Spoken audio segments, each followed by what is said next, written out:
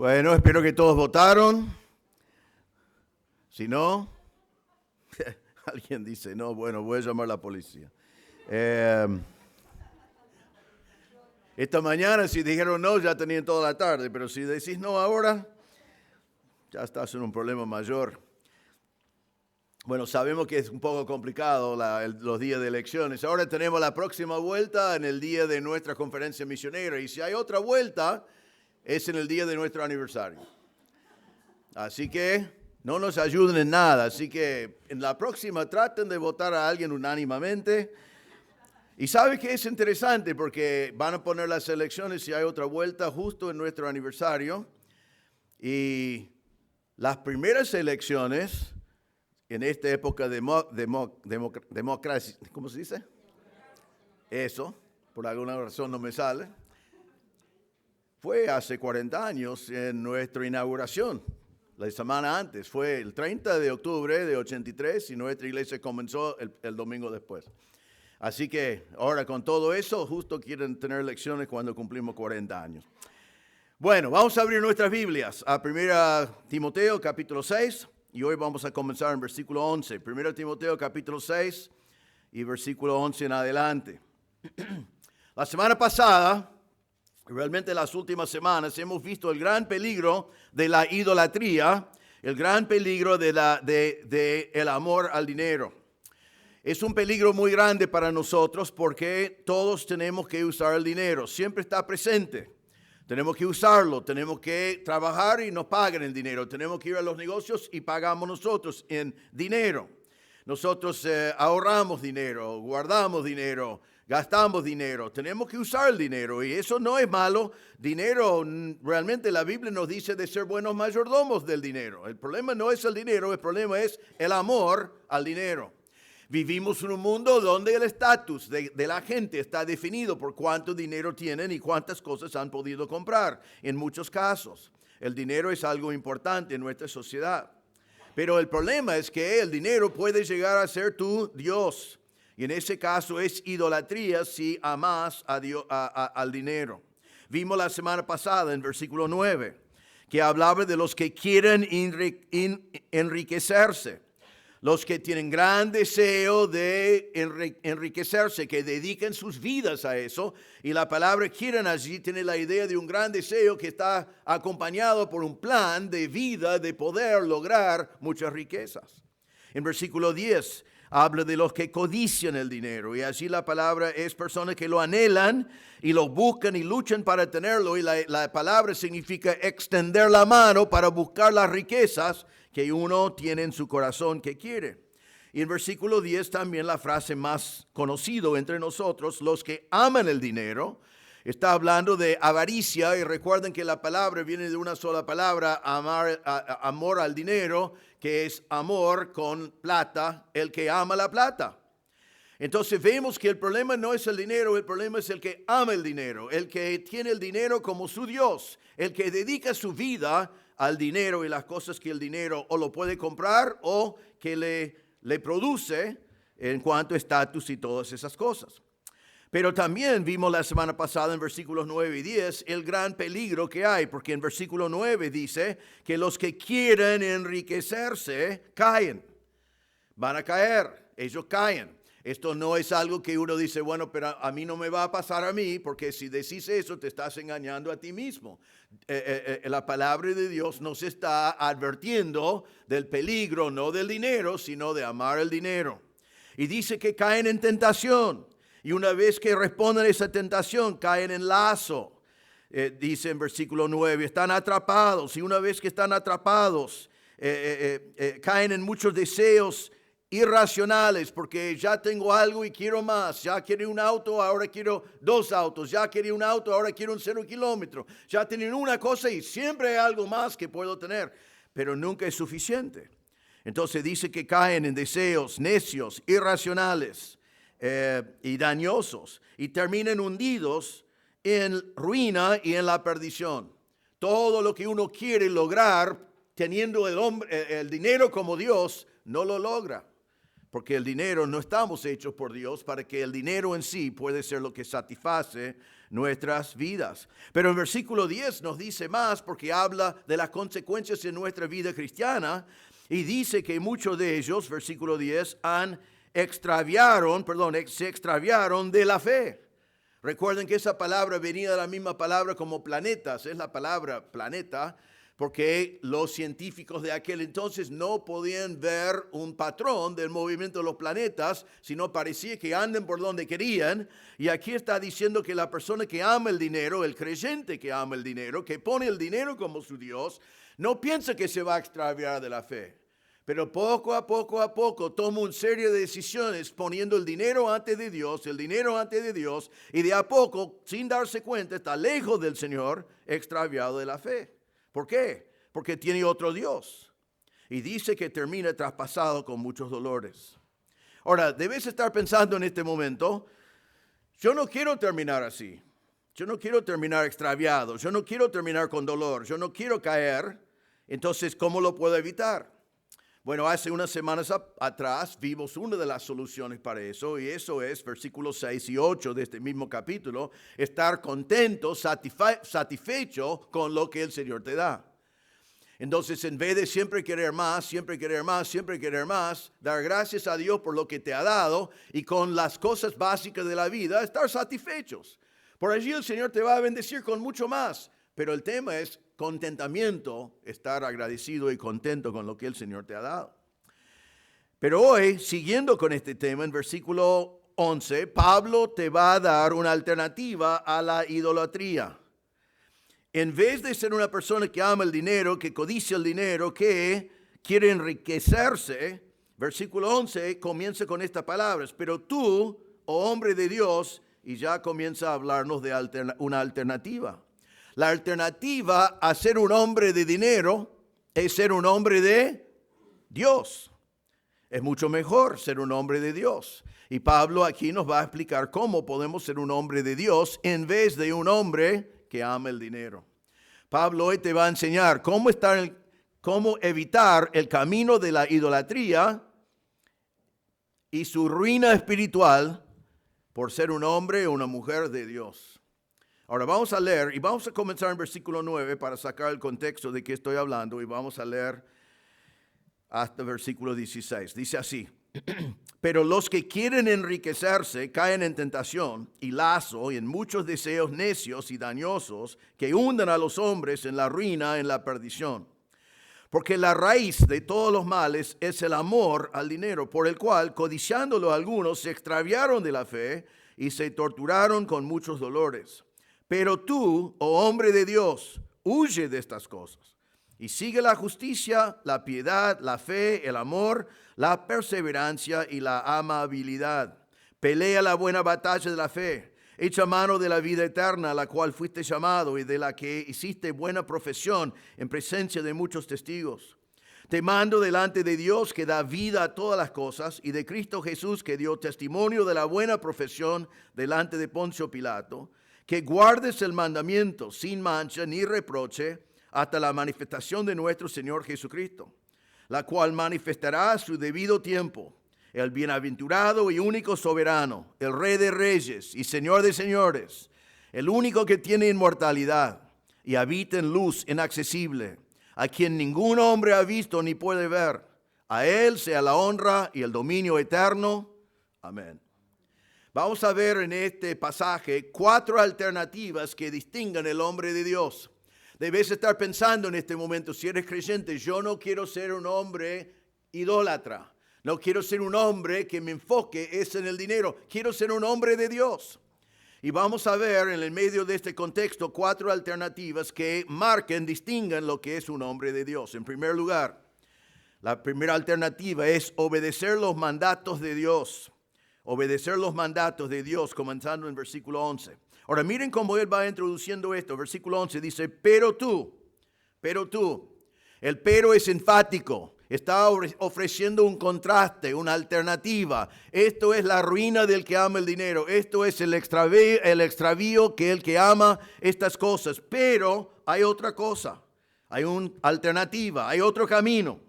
Después usa lo que se llama un vocativo que dice, oh hombre. Podría decir, pero tú, hombre de Dios, pero dice para ti, oh hombre de Dios. Eso en la gramática, tanto en griego como en español, se llama un vocativo, que esa palabra oh está utilizado para llamar la atención a ti. Es para llamarte la atención y decir, estoy hablando contigo, esto es para ti, estoy llamándote la atención porque te voy a decir algo importante a ti. Si te crees un hombre de Dios, todo esto es para ti. Y quiero que sepas y que prestes atención, elija otro camino en vez de dejar que este mundo te lleve por el camino de la perdición.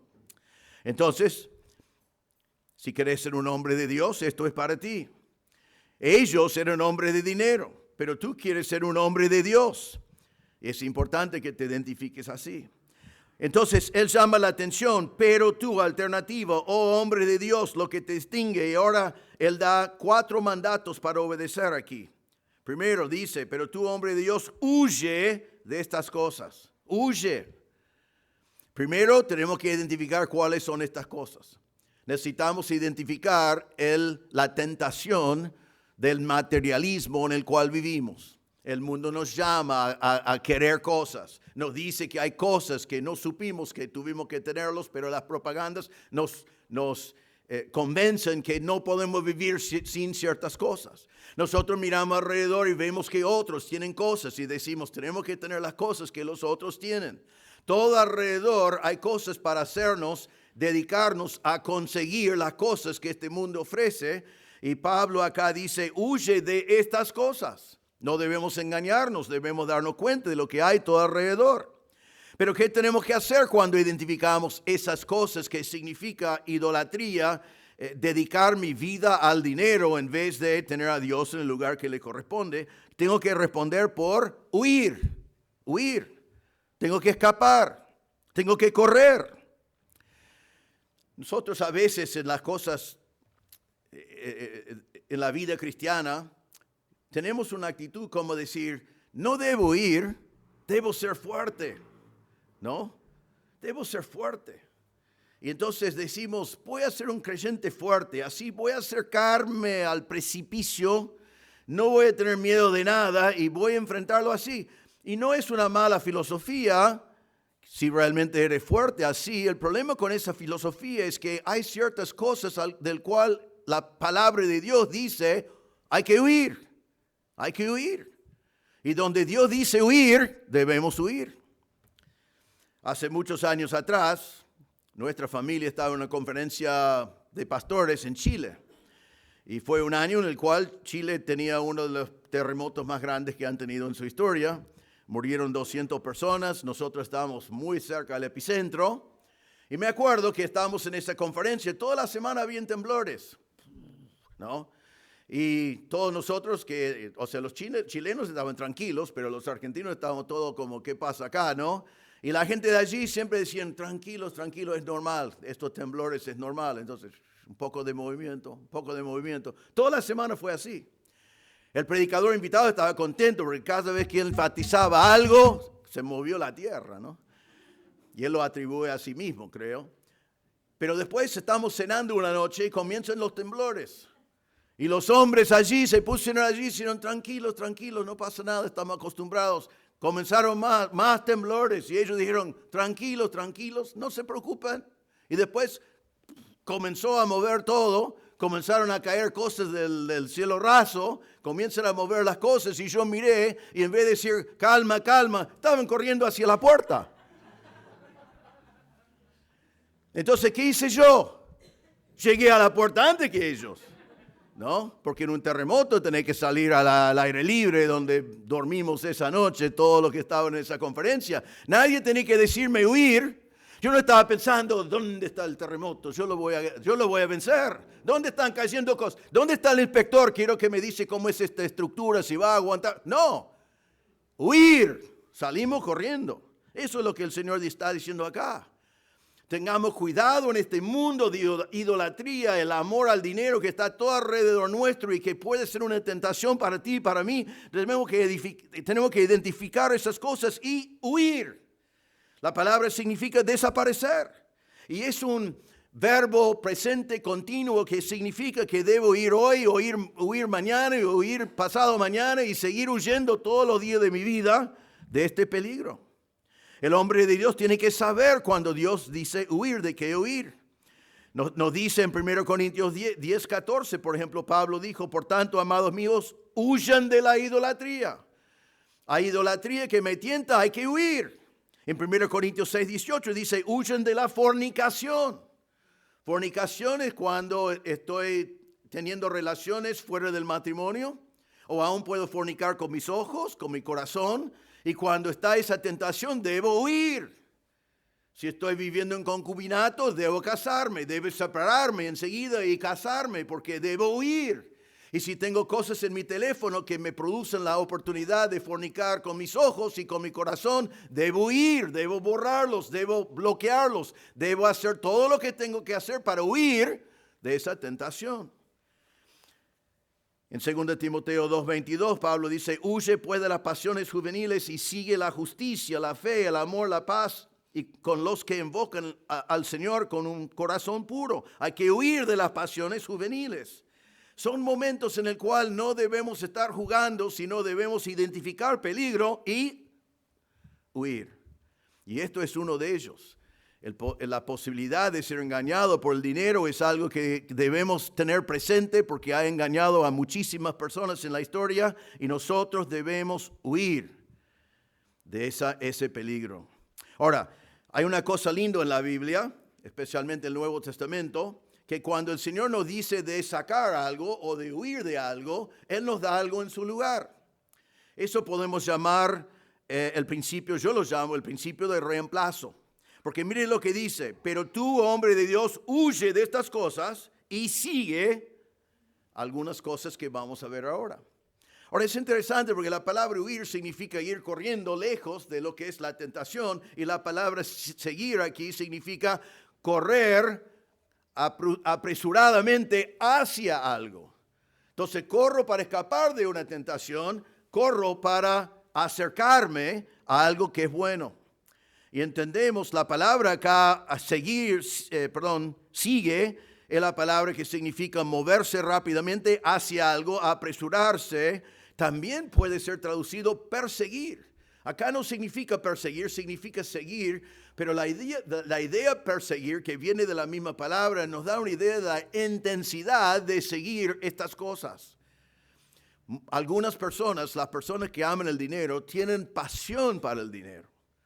Tienen pasión para sus proyectos, pasión para su trabajo, pasión para la manera que ha pensado que va a lograr tener riquezas, tiene pasión para las cosas que va a comprar, tiene pasiones para el estatus que le va a dar la vida, tiene pasión para esas cosas. Y ahora el Señor dice, huye de eso.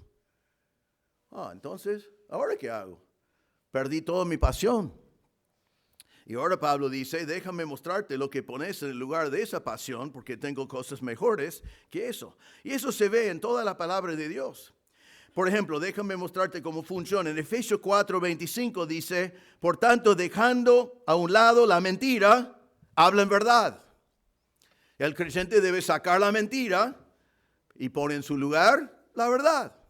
En Efesios 4:28 dice, el que roba no robe más. Entonces, ¿qué tenemos? Ladrones que ya no son ladrones. Pero dice, sino más bien que trabaje, haciendo con sus manos lo que es bueno, a fin de que tenga que compartir con el que tiene necesidad. Entonces, el que era ladrón antes, ahora trabaja y comparte con los que tienen necesidades. Sacas una cosa, pones algo mejor.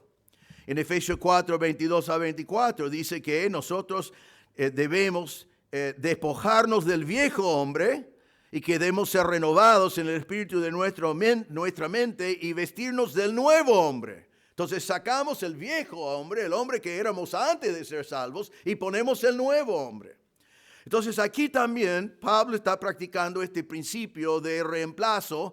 Huimos del amor al dinero y corremos hacia estas cosas que debe ser nuestra pasión, siendo hombres de Dios. Si querés ser un hombre de Dios, si eres un hombre de Dios, una mujer de Dios, esto es tu pasión. Hay 6 cosas acá que él dice que debemos seguir. Primero, la justicia. Aquí la justicia significa una vida recta. Quiero vivir una vida recta, una vida de honestidad, una vida impecable delante de Dios y delante de los hombres. Muchas veces el hombre que ama el dinero en su tentación y el lazo en el cual está, a veces los que aman el dinero mienten, son deshonestos, manipulan, hacen cosas que no corresponden para lograr esa gran meta que ellos tienen, que es enriquecerse. Pero el que sigue la justicia es un hombre que es un hombre recta, vive una vida recta en todas las cosas que hace. Para la gloria de Dios, su palabra es suficiente. Cuando dice sí es sí, cuando dice no es no. Él no miente para ganar una ventaja en un negocio. Él está viviendo de acuerdo con la justicia de Dios. Él sigue también la piedad. La piedad hemos visto muchas veces en este libro. Realmente la piedad acá es la motivación interna para la vida recta que tiene por afuera. Piedad significa devoción a Dios. Ya su devoción no es al dinero, devoción no es a todas esas cosas que él piensa conseguir. Su devoción es a Dios. Todo el opuesto de la idolatría. Dedica su vida a conocer mejor al Señor y glorificarle a Él con su vida. Él sigue la fe. La fe acá significa creer en Dios, pero no está diciendo de seguir la fe salvadora, sino está diciendo seguir la fe en la vida que está viviendo. Es una fe que tiene confianza en Dios en vez de tener confianza en el dinero. Confianza en Dios en vez de confianza en lo que yo puedo producir para mí mismo. Alguien lo dijo así, no sé quién dijo esto, pero quiero citarlo por la manera en la cual dijo es creer en cuanto a Dios, creer en su poder, su propósito, su plan, su provisión y sus promesas. El idólatra que ama el dinero confía en su habilidad de ganar dinero y su habilidad de tomar ese dinero y ganar más dinero y conseguir cosas con su propia fuerza. Este hombre es un hombre que confía en el Señor. Cree que va a suplir sus necesidades. Cree en sus promesas que Él va a cuidarnos. Cree que Él ya sabe lo que necesitamos antes de que pedimos. Cree cuando Él dijo que debemos buscar primero el reino de Dios y Él añadirá todas las otras cosas. Es un hombre de fe y cree al Señor en estas cosas. Después dice que Él sigue el amor. El amor aquí es ágape. Es muy interesante que la palabra amor al dinero tiene la palabra amor y la palabra plata combinado. Amor, plata. Pero la palabra amor allí es la palabra philos, que es un amor inferior. Es un amor como de hermanos. Él ama el dinero en esa forma, pero aquí el amor del hombre de Dios es el amor ágape. Es el amor que nosotros conocemos porque Dios el Padre nos amó tanto que envió a su Hijo por nosotros. Es el amor que nos dice en Romanos 5:5 que el amor de Dios ha sido derramado en nuestros corazones por medio del Espíritu Santo que nos fue dado. Dios nos amó con agape, amor no condicional. Él te amó a ti cuando estabas perdido en tus pecados. Él te ama a ti cuando sigues siendo pecador. Y ese amor fue derramado en nuestros corazones cuando vino el Espíritu Santo. Nosotros tenemos el amor ágape en nosotros y podemos amar. Pero piensen en esto. El Señor Jesús dijo de esta clase de amor en Mateo 22:37, amarás al Señor tu Dios con todo tu corazón y con toda tu alma y con toda tu mente. Este es el grande y primer mandamiento. ¿Alguien puede amar a Dios así y ser idólatra con el dinero? Es imposible. Amo a Dios primero. Amo a Dios sobre todo. Todo mi corazón, toda mi alma, toda mi mente. En vez de amar el dinero. Entonces este es un hombre que sigue el amor ágape. Después dice que sigue la perseverancia. Perseverancia significa acá constancia en el momento de ser apretado. Constancia sin vacilar. Vienen pruebas, estoy constante en mi relación con el Señor. Estoy constante, cuando los falsos maestros que están buscando dinero prosperan, y yo no tengo lo que ellos tienen, yo igualmente estoy constante en mi fe en el Señor. Cuando en el caso de Timoteo tenía que enfrentar a esos falsos maestros, era constante en enfrentarlos. Nosotros tenemos que estar constantes en las cosas que la palabra de Dios nos dice. Cuando vienen pruebas, cuando vienen dificultades, cuando no es fácil. Y déjame decir acá como aplicación, aún en nuestra iglesia, aún en nuestra iglesia, de vez en cuando, alguien se siente afectado en lo que considera forma negativa por algo que la Biblia dice. Y a veces vienen a nosotros los pastores o vienen algún líder y plantean, ¿vamos a seguir con esta práctica? Porque esta práctica afecta a mi amigo. Esta práctica afecta, lo peor, ¿no?, a mi hijo. Esta práctica afecta a fulano, mengano. Y la pregunta es, ¿pero esa práctica es una práctica que está basada en la palabra de Dios? Sí, pero mire, y ya con la cultura y lo que uno piensa y todo lo demás, quieren decir, no seguimos constantes. Hacemos excepciones, hacemos otras cosas.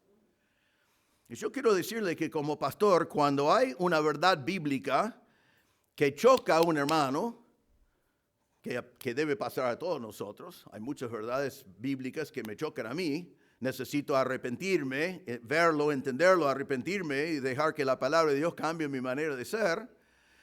Pero cuando un hermano que no quiere responder a la palabra y le duele y le causa problema en su vida, no hay nadie que tiene que ir y dar esa noticia a esos hermanos más que yo. Algunos piensan, bueno, el pastor aplica la palabra y es un verdugo, ¿no? No le importa. Sí me importa. He tenido muchas conversaciones en mis años de pastor con hermanos que era doloroso, era difícil, me costaba. No quería decirles la verdad realmente porque sabía cómo les iba a afectar y ellos no estaban dispuestos a responder a lo que la palabra de Dios dice. Pero en el medio de ese dolor y dificultad tuve el gozo de saber que estaba obedeciendo la palabra de Dios y diciendo a ellos la verdad. Porque no sirve de nada decir a una persona que su pecado es aceptable. Entonces, hay que ser constantes.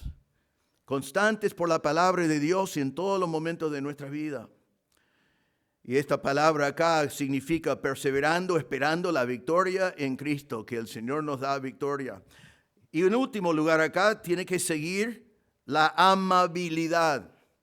Esa palabra es una palabra que nadie sabe traducir. No tenemos una palabra igual en español como hay en griego. Normalmente está traducido mansedumbre. A veces es traducido gentileza. Déjame citar un pasaje para que entiendan qué es lo que significa. En 2 Timoteo 2, 24 y 25, Pablo dice así: el siervo del Señor no debe ser rencilloso, sino amable para con todos, apto para enseñar, sufrido, debe reprender tiernamente. Allí está la palabra, tiernamente.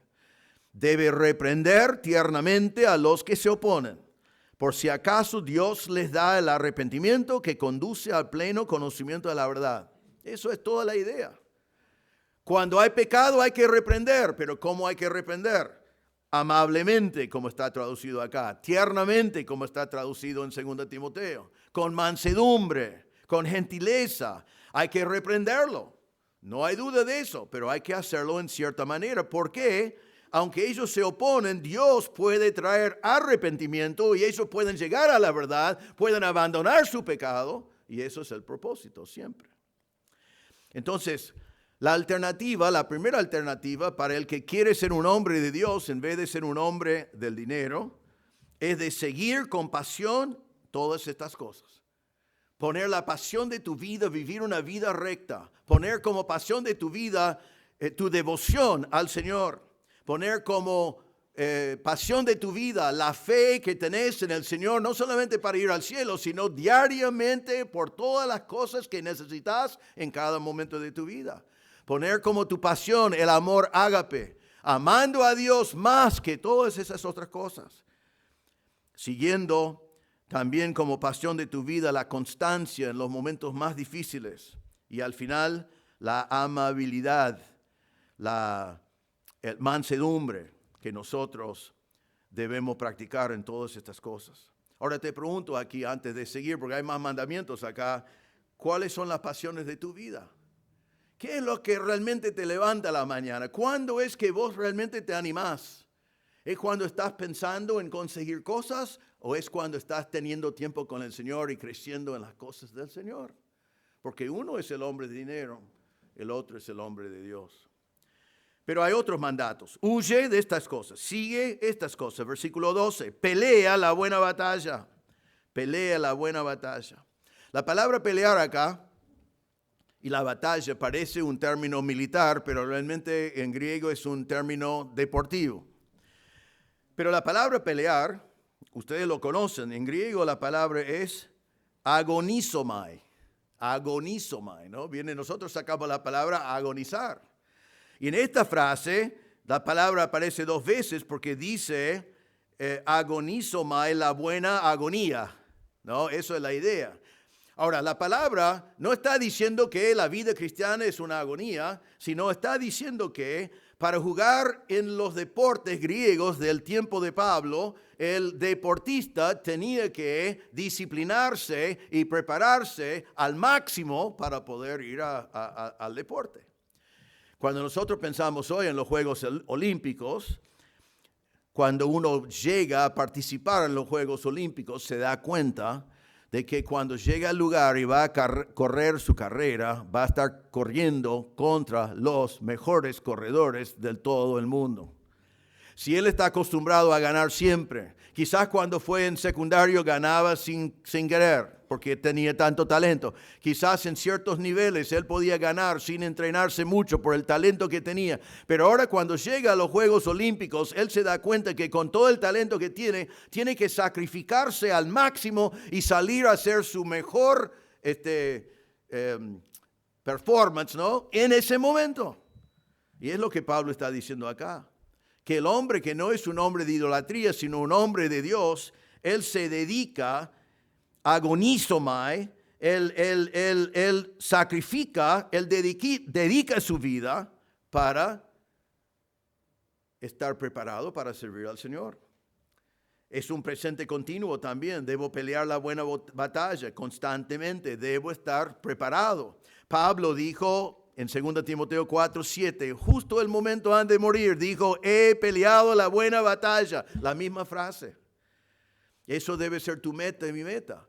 Que peleamos la buena batalla. No solamente por un momento, no solamente para un evento, sino que en nuestras vidas peleamos la buena batalla hasta que estamos al punto de partir y podemos decir con Pablo, he peleado la buena batalla, he terminado la carrera, he guardado la fe. Pero hay algunas personas que ni se dan cuenta que están en una batalla. Ahora, podemos hablar un montón sobre la batalla, pero déjame solamente leer Efesios 6:12 para tener una idea. Pablo dijo así, porque nuestra lucha no es contra sangre y carne, sino contra principados, contra potestades, contra los poderes de este mundo de tinieblas, contra las fuerzas espirituales de maldad en las regiones celestes. Satanás pelea. Satanás tiene una estrategia. Vivimos en un mundo donde todo alrededor vemos violencia, vemos maldad, vemos perversión. Vivimos en un mundo donde no solamente rechazan a Dios, rechazan su palabra, rechazan su creación. El hombre no sabe si es hombre, la mujer no sabe si es mujer. Hay perversión por todas partes. Y algunos de nosotros estamos caminando en la vida. ¿Qué? Está todo lindo. ¿Qué batalla? Yo no quiero ser parte de una batalla. Algunos de nosotros somos como algún ciudadano de Ucrania, por lo que he visto en estos días en la guerra allí. Yo puedo vivir en Ucrania y puedo decir, no hay guerra, no hay guerra, no hay guerra. Y puedo salir por la calle y andar como si no hay nada. Pero ¿sabe qué? Hay. Y si mi actitud es que no hay una batalla en Ucrania, es muy posible que muera de la no batalla. Pablo acá dice que nosotros estamos en una batalla espiritual. Y podemos mirar alrededor y ver eso. Y dice que es una buena batalla. Estamos luchando por la verdad. Estamos preparándonos para tener victorias espirituales. Pero debemos darnos cuenta que estamos en una batalla. Ahora hay un mandato más. Versículo 12. Pelea la buena batalla de la fe. Y ahora esta es la parte que nadie entiende, pero vamos a explicarlo bien. Dice, echa mano, esto es el cuarto mandato acá, echa mano de la vida eterna a la cual fuiste llamado y de la que hiciste buena profesión en presencia de muchos testigos. Ahora uno siempre acá dice, ¿qué significa echar la mano a la vida eterna? ¿Cómo tengo que agarrar la vida eterna ¿Qué significa? Bueno, vamos a mirarlo. Pablo dice, esto es un mandato, echa la mano de la vida eterna a la cual fuiste llamado. Cuando dice agarra o echa mano de la vida eterna, no está diciendo de tratar de conseguirlo o no perderlo o tenerlo, porque ya lo tenés. Aquí dice que Pablo dice, ya estás llamado a la vida eterna, ya estás llamado, ya está. Romanos 8:30 dice, a los que Dios predestinó, a estos también llamó. Y a los que llamó, a estos también justificó. Y a los que justificó, a estos también glorificó. El Señor tiene nuestra glorificación ya como algo pasado. En su mente es un hecho. Entonces, ¿cuántos de los predestinados son llamados? Todos. ¿Cuántos de los llamados son justificados? Todos. ¿Cuántos de los justificados serán glorificados? Todos. Así que si el Señor te llamó, eres salvo. Efesios 1:4 dice, Dios nos escogió en Cristo antes de la fundación del mundo. Así ya desde antes de la fundación del mundo fuiste llamado. En 2 Timoteo 1:9 dice, Él nos ha salvado y nos ha llamado con un llamamiento santo, no según nuestras obras, sino según su propósito y según la gracia que nos fue dado en Cristo Jesús desde la eternidad. Fuimos llamados según su propósito desde la eternidad. Así que Pablo está diciendo, Timoteo, ya eres llamado. No tenés que agarrar la vida eterna para tenerlo, ya lo tenés. Pero después dice, echa mano de la vida eterna a la cual fuiste llamado y de la que hiciste buena profesión en presencia de muchos testigos. Entonces Pablo dice, no estoy hablando de tener la salvación, ya fuiste llamado a la salvación, es seguro. Y también, Timoteo, ¿te acordás cuando hiciste tu profesión de fe? Está diciendo a Timoteo, acordate del momento que vos declaraste públicamente delante de muchos testigos, yo he creído en Cristo como mi Salvador. Probablemente fue su bautismo. En la palabra de Dios, el momento de dar testimonio público de la salvación es el bautismo. No es por llamar, no es por pasar adelante en la Biblia, no es por levantar la mano en la Biblia, no es por ninguna otra cosa en la Biblia, es por bautizarte. Entonces, Pablo dice, fuiste llamado a la salvación, hiciste declaración de fe público, probablemente en su bautismo de la salvación. Y acá también paro un momento para decir que, ves que en la historia, en la iglesia, hay confusión sobre el bautismo. Porque algunos enseñan que es necesario ser bautizado para ser salvo. Y la Biblia claramente dice que la salvación es por fe en Cristo, más nada. ¿Por qué hay confusión en eso? La razón es porque no hay nadie en todo el Nuevo Testamento que creyó en Cristo que no se bautizó. Nadie. Nadie, ni uno. ¿Recuerda el día de Pentecostés? ¿Cuántos creyeron? 3,000. ¿Cuántos se bautizaron? 3,000. Hoy en día sería 3,000 creyeron y 122 se bautizaron. Pero en la Biblia no. ¿Por qué? Porque el bautismo es simplemente fue y es. Que la persona que se convirtió ya tiene vida eterna, pero quiere decir a todo el mundo por su bautismo, yo he creído en Cristo. Y quiero que todos sepan públicamente de eso. Entonces Pablo dice acá, Timoteo, eres salvo desde antes fuiste llamado desde antes de la fundación del mundo, tu salvación es seguro. ¿Te acordás? Hiciste una declaración de fe público delante de todo el mundo. Ya tienes vida eterna, pero ahora tengo un mandato. Echa mano de la vida eterna. ¿Qué significa entonces? Ya que eres salvo y es seguro, agarrarlo. Significa apoderarme de la vida eterna, agarrarlo, asirme de eso, vivirlo diariamente. La idea es no decir, bueno, menos mal, el Señor me llamó desde antes y algún día voy a estar en el cielo, sino está diciendo, vivid hoy como una persona que tiene vida eterna. No esperad para vivir así. En Efesios 1:4 Pablo dijo, en Efesios no 1:4, sino 4:1 dice Pablo, les ruego que ustedes vivan de una manera digna de la vocación con que han sido llamados, que viven dignos de su llamado, fueron llamados a ser hijos de Dios, viven de acuerdo con eso. Siempre me fascina Filipenses capítulo 3, donde encontramos a Pablo el creyente con el testimonio tan llamativo como el Señor le salvó de todo su pecado y de ser un perseguidor de la iglesia. Pablo, que llegó a ser el mejor misionero de la historia, fue un apóstol. Sin embargo, él dice estas palabras en Filipenses 3:12. No es que ya lo he alcanzado, que ya haya llegado a ser perfecto, sino que sigo adelante a fin de poder alcanzar aquello por lo cual también fui alcanzado por Cristo Jesús. Hermanos, yo mismo no considero haberlo ya alcanzado, pero una cosa hago, olvidándome de lo que queda atrás y extendiéndome a lo que está delante, prosigo hacia la meta para obtener el premio del supremo llamamiento de Dios en Cristo Jesús. No hay tiempo para dedicarnos a eso, pero lo que Pablo está diciendo allí, que me fascina, es que Pablo está diciendo, yo sé que soy salvo y yo sé que pronto estaré con el Señor, ausente del cuerpo, presente con el Señor, pero eso no es suficiente para mí. Hasta que estoy allí y veo a Cristo cara a cara, tengo que conocerle mejor hoy. Tengo que ser más como Él hoy. Tengo que extenderme hoy para conocerlo mejor. Porque él amaba al Señor y quería eso. Entonces dice, no he llegado a donde quiero llegar, pero me extiendo para conocerle cada vez más. Entonces, cuando Pablo dice acá, echa mano de la vida eterna, está diciendo, ya lo tenés, ya lo tendrás. Pero hoy, viví de acuerdo con eso. Agarrarlo y vivir así. Entonces, la primera alternativa para el hombre de Dios, en vez de ser un hombre de idolatría, es obedecer estos mandamientos. Ahora, la segunda alternativa, y déjame ya decirles, la primera alternativa es más que la mitad del mensaje, así que tranquilos. Hay 4. Segunda alternativa, la primera, obedecer los mandamientos que Dios nos ha dado. Segunda alternativa, respetar a los testigos. Miren versículo 13. Dice, te mando delante de Dios, que da vida a todas las cosas, y de Cristo Jesús, que dio testimonio de la buena profesión delante de Poncio Pilato, que guardes el mandamiento. Él habla acá de 2 testigos.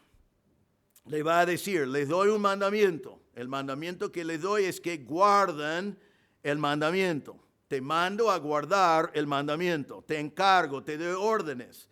La palabra acá, te mando, en versículo 13, significa te doy órdenes con la expectativa que lo vas a cumplir. Pero para dar más importancia al orden, para llamar la atención que esto es un orden de gran importancia, él agrega testigos. Ahora, nosotros hoy en día usamos testigos para distintas cosas.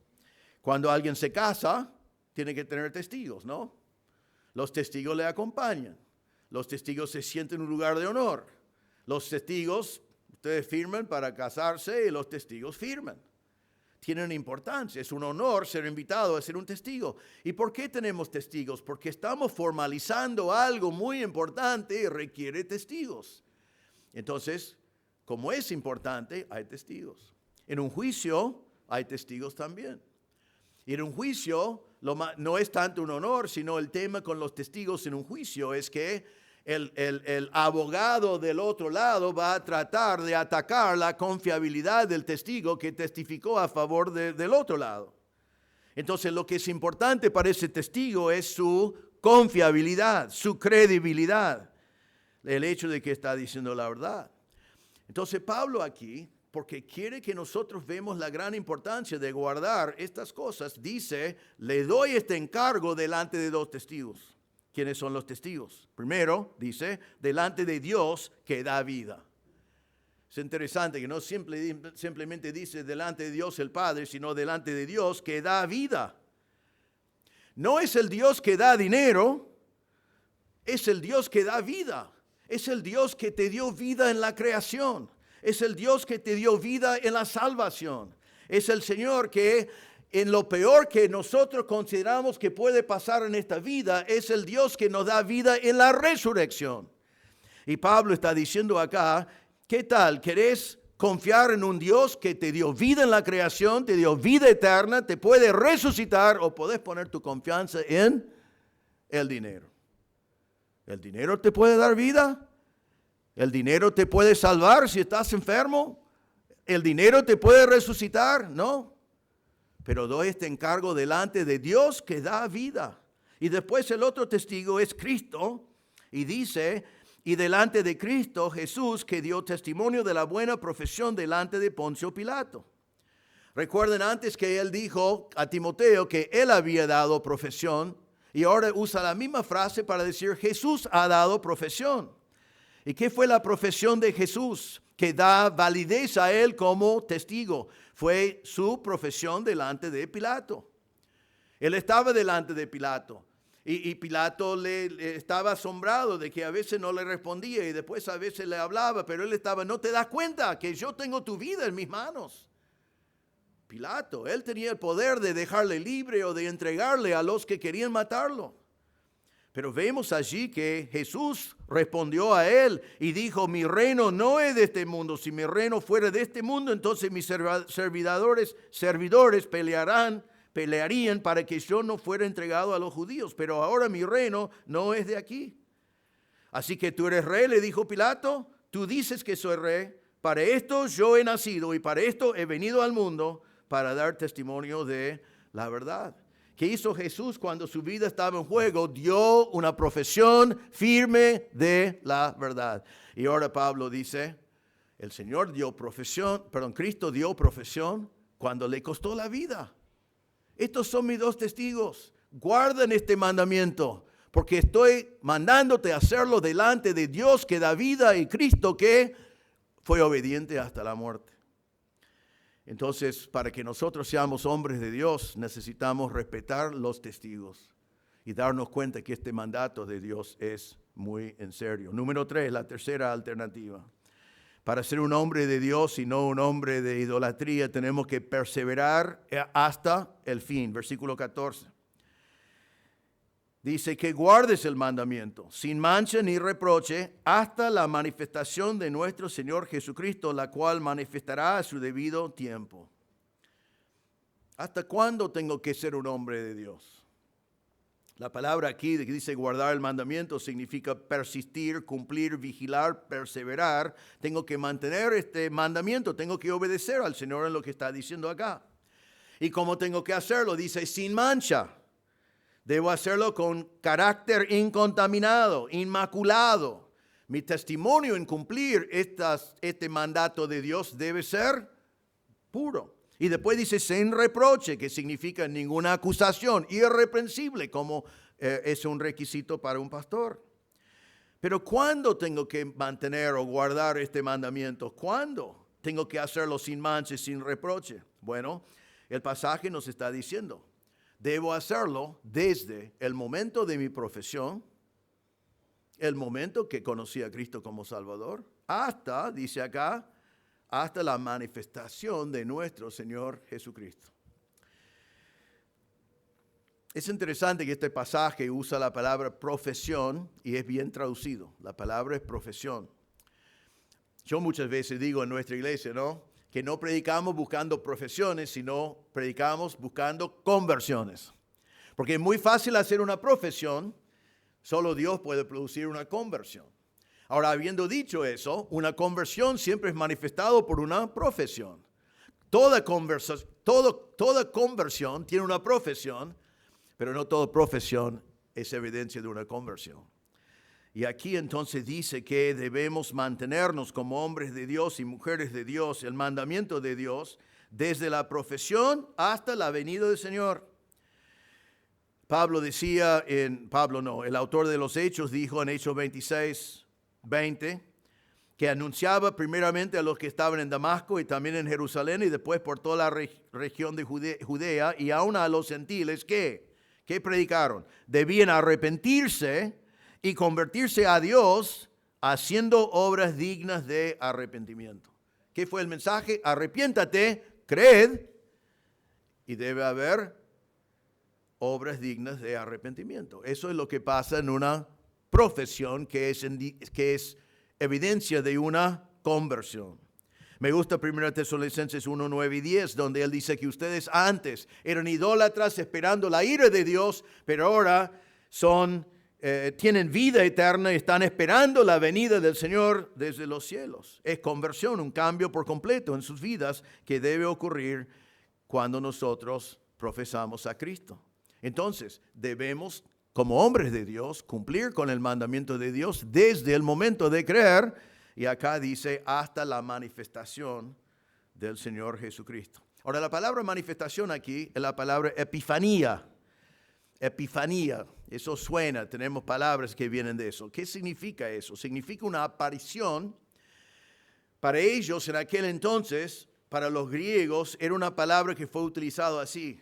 En el medio de la batalla, están peleando y nadie sabe quién va a ganar. Y después de pronto aparece el gran general, el líder militar que les lleva la victoria. Y cuando él aparece, está a la vista y se nota que viene la victoria, eso allí utilizaba la palabra epifanía. Apareció el que nos lleva a la victoria. Aquí significa lo mismo, es la misma palabra, pero está hablando de la intervención divina para salvar, es la aparición de Cristo. Se ve en muchos lugares de la Biblia. 2 Timoteo 1:10 dice que ahora ha sido manifestada por la aparición de nuestro Salvador, Cristo Jesús, quien puso fin a la muerte y sacó a la luz la vida y la inmortalidad por medio del Evangelio. Lo hacemos hasta que nuestro Señor aparece, hasta que Él vuelve. 2 Timoteo 4:1 dice, en la presencia de Dios y de Cristo Jesús, que ha de juzgar a los vivos y a los muertos por su manifestación y por su reino, te encargo solemnemente. Y en Tito 2:13 dice, aguardando la esperanza bienaventurada y la manifestación, epifanía de la gloria de nuestro gran Dios y Salvador, Cristo Jesús. Seguimos, hermanos, siendo hombres y mujeres de Dios desde nuestra conversión hasta que el Señor viene en victoria en este caso. Y versículo 15 dice, porque por allí digo, bueno, va a ser difícil ser un hombre de Dios hasta que el Señor viene. Señor, que venga. Y versículo 15 dice que Él vendrá, se manifestará a su debido tiempo. La palabra es kairos, al momento oportuno, en el mejor momento. Entonces, hermanos, si querés elegir una alternativa en vez de amar el dinero y todo lo que puede comprar, seas obediente al Señor desde tu profesión de fe hasta que el Señor viene en victoria y hacerlo sin mancha. Esto es lo que hace un hombre de Dios. Cuarta alternativa. La cuarta alternativa para el que quiere ser un hombre de Dios es adorar al único que es digno de adoración. Pablo, en varias oportunidades en la Biblia, está hablando de algo y está explicando algo y de pronto ya está pensando en la grandeza de Dios y no puede frenarse y ya comienza a darnos lo que llamamos una doxología, unas palabras de honra y gloria al Señor. En este caso, él está pensando en la venida del Señor Jesucristo. Él está pensando en la batalla, de pelear la buena batalla. Está hablando de que la batalla es larga. Está hablando de que hay que ser un hombre de Dios hasta que el Señor venga. Y está pensando que el Señor va a venir en victoria. Y todas las luchas acá van a terminar. Y en el medio de todo eso, él comienza a adorar al Señor. Hizo lo mismo en 1 Timoteo 1:17. Y mire lo que dice. Porque un hombre que es amador del dinero, no va a adorar al Señor así. Él va a elevar el dinero y las cosas que los monumentos a sí mismo y su gran habilidad de ganar dinero. Pero Pablo aquí adora al Señor. Él es su Señor. Y dice lo siguiente. Primero dice, versículo 15, Él se manifestará a su debido tiempo. El bienaventurado. Viene el bienaventurado, que significa que Él es bendito y es la fuente de bendiciones. Todas las bendiciones que tenemos en la vida vienen por medio de Él. Él es bienaventurado y Él viene para buscarnos. Dice después que es el único soberano.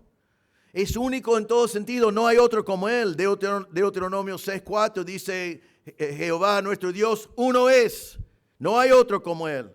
1 Timoteo 2:5 y 6 dice que hay un solo Dios y un solo mediador entre Dios y los hombres, el Señor Jesucristo, es único. Un idólatra está buscando otras cosas, pero no hay lugar para idolatría aquí porque nuestro Dios es uno y debemos adorar solamente a Él. Dice que es el único soberano. Significa que no tiene poder, sino significa que es poder. Todo el mundo alrededor nuestro tiene poder delegado. En octubre a lo mejor vamos a elegir un presidente. Cuando ese presidente sube ya va a tener poder delegado. Y ese poder lo va a tener hasta que hay otras elecciones, pero no es poder que Él produce, es poder delegado que está puesto a Él por medio de la elección de la gente. Pero Dios no es así, Dios es poder. No tiene poder delegado. Él tiene poder para sostener tu vida. Él tiene poder para cuidarte cuando lo pones a Él en primer lugar. Él tiene poder para agregar todas las otras cosas si buscas primero su reino. Él es soberano. Es el Rey de Reyes. Esto fue chocante en el primer siglo porque decir que es Rey de Reyes significaba que fue rey en vez del emperador de Roma. Pero aquí Pablo dice que nuestro Señor es Rey de Reyes. Sabemos que habla mucho de eso en Apocalipsis 17:14. Dice, ellos pelearán contra el Cordero, pero el Cordero los vencerá. Porque Él es Señor de señores y Rey de reyes. ¿Por qué va a vencer? Porque Él es Rey de reyes. Nos dice también en Apocalipsis 19:16, en su manto, en su muslo, tiene un nombre escrito, Rey de reyes y Señor de señores. El que es nuestro Señor no es como el dinero no es rey de nada. El dinero no nos puede rescatar, el dinero no tiene ese poder, pero nuestro Señor es Rey de reyes. Y después dice que es Señor de señores. Eso significa que Él es el amo de este universo, todo lo que hay en Él es de Él. Significa que Él es tu Señor y tú eres un dulos. Él es tu amo. Podés reconocerlo o no, pero es así. Pero si lo reconoces, tu vida va a ser mejor. Él es Señor, Señor de señores. Después Pablo dice acá que Él es el único que tiene inmortalidad. El único con inmortalidad. Ahora, quizás vos decís, pará, pero no es que nosotros vamos a vivir para siempre y no somos inmortales ahora después de creer en Cristo. Sí. 1 Corintios 15 habla mucho de eso y dice así, porque es necesario que esto corruptible se vista de incorrupción, hablando de nuestros cuerpos, y esto mortal se vista de inmortalidad. Pero cuando esto corruptible se haya vestido de incorrupción y este mortal se haya vestido de inmortalidad, entonces se cumplirá la palabra que está escrita, devorada ha sido la muerte en victoria. ¿Dónde está, oh muerte, tu victoria? ¿Dónde el sepulcro tu aguijón? Sí, nosotros vamos a tener vidas transformadas y vamos a estar vestidos de inmortalidad. Pero ¿de dónde viene esa inmortalidad que nosotros vamos a disfrutar por el resto de tiempo, por siempre? Viene del Señor. Fue generado por el Señor en la redención. Es algo que recibimos. El Señor no recibió inmortalidad. Él no lo recibió. Es el autoexistente. Apocalipsis 1:8. Yo soy el alfa y la omega. Soy el que era y que ha de venir. El todopoderoso. Él es el principio y el fin. Él es Jehová, el autoexistente. Siempre existía. Su inmortalidad, Él lo tiene como parte de su esencia. Y Él es la fuente de toda la vida. Yo quiero que Él sea mi Dios, no el dinero. El dinero no me puede hacer estas cosas. Después dice acá que Él habita en luz inaccesible. La luz inaccesible, primero dice que habita allí, es donde vive, es lo que es. No está en la luz a veces, sino Él habita en la luz. Y la Biblia habla de la luz en dos maneras. Uno es por su santidad y su esplendor. Salmo 104, 1 y 2 dice, bendice alma mía al Señor. Señor Dios mío, cuán grande eres. Te has vestido de esplendor y de majestad, cubriéndote de luz como con un manto, extendiendo los cielos como una cortina. Él es luz, es santo. En Juan 8:12 dice, Jesús les habló y dijo, yo soy la luz del mundo. El que me sigue no andará en tinieblas, sino que tendrá la luz de la vida. El Señor es luz, no hay pecado en Él. Primero de Juan 1:5 dice, Dios es luz y en Él no hay ninguna tiniebla. Él está en la luz. Si nosotros andamos en la luz como Él está en la luz, entonces podemos tener comunión con Él. Él es luz. Pero también la luz habla de su gloria. En Apocalipsis 21, 23 dice esto. La ciudad no tiene necesidad de sol ni de luna que la iluminen, porque la gloria de Dios la ilumina y el Cordero es su lumbrera. Eso es el cielo y algún día vos y yo, si conoces al Señor como Salvador, vamos a estar allí. ¿Podés imaginar un lugar donde no hay sol y no hay luna porque la luz del Señor ilumina el lugar? Yo no lo puedo imaginar, pero estoy esperando ese día. Amén. Qué hermoso que será, qué increíble que será. Nos dice también en Apocalipsis 22, ya no habrá más noche, no tendrán necesidad de luz de lámpara ni de luz del sol, porque el Señor Dios los iluminará y reinarán por los siglos de los siglos. El mismo Dios que recuerden que Moisés dijo, quiero ver tu gloria, el Señor dijo, voy a mostrarte mi espalda, porque si ves mi gloria morirás. La misma gloria que el Señor dijo en Juan capítulo 1, que nadie ha visto a Dios jamás, y que acá dice que habita en luz inaccesible, y a quien ningún hombre ha visto ni puede ver. Y algún día en el cielo vamos a vivir con la luz de su gloria delante de nosotros. Y es muy hermoso pensar y darnos cuenta que algún día nosotros seremos transformados y nosotros mismos lo veremos a Él como Él es. Amén. Eso es otro día que estoy esperando. Quizás será el mismo día, ¿no? Primero de Juan 3, amados, ahora somos hijos de Dios y aún no se ha manifestado lo que habremos de ser, pero sabemos que cuando Cristo se manifieste, seremos semejantes a Él porque lo veremos como Él es. ¿Estás esperando ese día de ver al Señor cara a cara? Eso vamos a vivir si conocemos a Cristo como Salvador. Qué hermosa promesa, qué cosa increíble.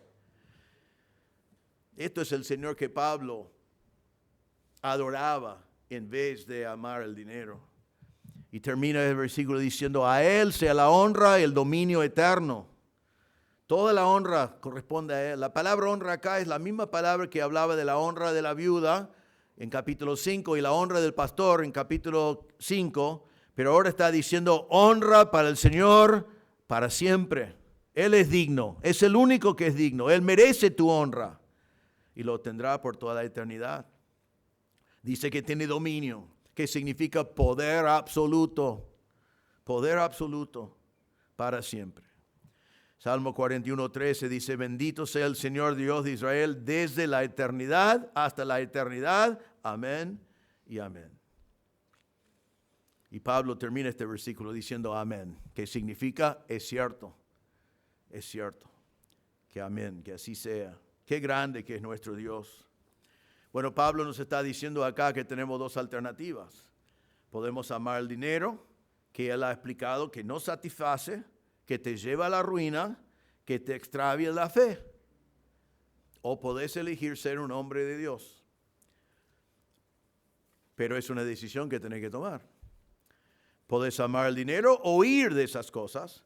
Podés buscar el dinero o pelear la buena batalla. Podés alejarse de Dios, extraviarse o respetar los testigos que Dios puso y darse cuenta de la gran importancia de esto. Podés flojarse con las cosas de Dios de a poco porque amás el dinero, o podés comprometerte por toda tu vida, desde tu profesión hasta la venida del Señor.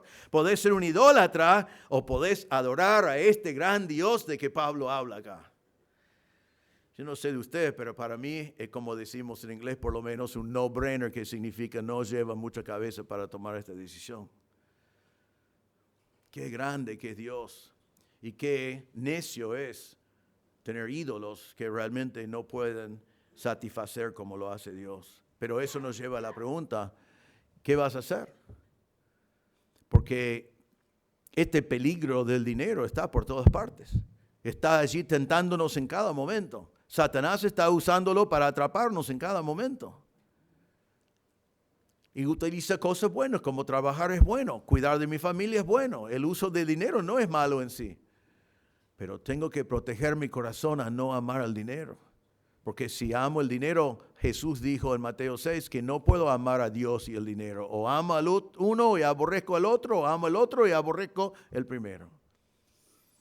¿Qué es lo que amas? ¿Dónde está tu pasión? ¿Cuáles son las cosas más importantes para tu vida? ¿A qué te dediques? ¿Dónde está tu devoción? Eso es lo que vos tenés que analizar y tomar la decisión hoy de ser un hombre de Dios y no un hombre idólatra que está buscando satisfacción en cosas que no son de Dios. Quiero terminar solo mencionando que Timoteo había hecho una profesión de su fe. El Señor le llamó y él declaró en un momento al creer que él había creído en Cristo como su Salvador. Esa confesión es lo que dice en Romanos 10:9. Si confieses con tu boca a Jesús por Señor y crees en tu corazón que Dios lo resucitó de entre los muertos, serás salvo. Si hay alguien presente en esta noche, aún en un día de elecciones, que no esperamos visitas mucho en un día de elecciones, porque sabemos que todos están un poco distraídos, pero si estás aquí, no tenés la plena seguridad de ir al cielo, no tenés la seguridad de la vida eterna, tú también puedes hacer tu confesión hoy, que simplemente significa que tú tienes que entender que eres pecador, que estás rumbo al infierno eterno, que vos no podés arreglar eso por ti mismo. Necesitas que alguien te intervenga, necesitas de un Salvador. Y necesitas entender que Jesús es Dios y Él es ese Salvador. Y Él murió en la cruz por ti. Cuando Él murió, Dios cargó sobre Él tus pecados. Y entonces tenés que poner tu fe, simplemente tu fe. No podés agregar nada, no podés hacer nada. Solo pones tu fe en la obra de Cristo en la cruz. Él murió por todos tus pecados. Él resucitó para darte vida. Si estás hoy y no conoces a Cristo como Salvador, te animo, te exhorto de responder al mensaje del Evangelio y poner tu fe en el Señor Jesucristo en esta noche. Oremos. Señor, te damos gracias por advertirnos de este peligro. Porque, Señor, reconocemos que el dinero y los bienes y el materialismo está todo alrededor. Es tentador, es atractivo. Está puesto delante de nosotros como las soluciones de todos nuestros problemas. Ayúdanos, Señor, a no creer esas cosas que nos pueden engañar, sino a creer lo que tú nos has dicho, la verdad de tu palabra. Pedimos, Señor, que todos podamos decidir en esta noche ser hombres de Dios o mujeres de Dios y no hombres o mujeres idólatras. Y que tomamos lo que hemos visto en este pasaje porque es la manera de ser un hombre de Dios. Que decidamos cumplir con los mandamientos de Dios, que decidimos respetar los testigos, que decidimos comprometernos de por vida hasta la venida de nuestro Señor, que decidimos adorar al Señor verdadero y no tener ningún otro Dios delante de Él. Pedimos, Señor, que eso sea la decisión de cada uno de nosotros para que no terminamos extraviados, para que no terminamos arruinados. Pido, Señor, si hay alguien presente que no conoce a Cristo como su Salvador, que tu Espíritu Santo le puede convencer en este mismo momento de su pecado y que Cristo es el Salvador, que hoy podía poner su fe en Cristo. Pedimos todo en el nombre del Señor Jesús. Amén.